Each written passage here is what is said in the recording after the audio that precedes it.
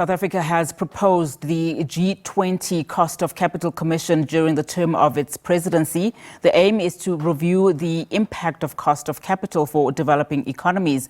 This is according to International Relations Minister Ronald Lamola, who briefed the media on the sidelines of the first Sherpas Finance and Central Bank deputies meeting in Sandton. The meeting marks the first G20 engagement hosted in South Africa since the country assumed the group's presidency. Lamola also provided an update on the preparations for G20 and says all provinces will be hosting G20 meetings.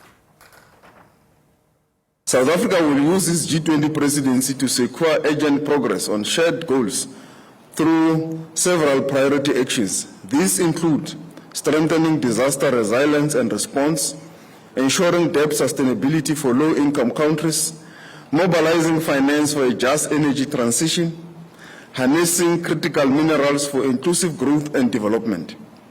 As part of its efforts to bring the Sherpa and the finance tracks closer together, 3 temporary task forces, initiatives and the Commission will be established during South Africa's G20 presidency.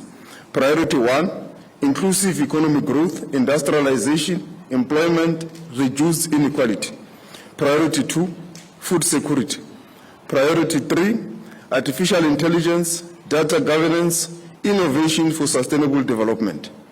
A review of the work of the G20 at 20 years, a reflection on key achievements and the way forward, will also feature as one of South Africa's deliverables through a Sherpa track initiative. South Africa also proposes the establishment of a Coast Capital Commission during its G20 presidency. The 3 task forces, initiatives and the Commission will be established to deliver tangible results at the South Africa's G20 presidency. All of the priorities as well as the overall theme will influence working groups' priorities and work plans. The South African government also recognizes the significant strides made by the Brazilian G20 presidency in enhancing the G20 as a site of democratic global engagement. The South African presidency will continue this trajectory.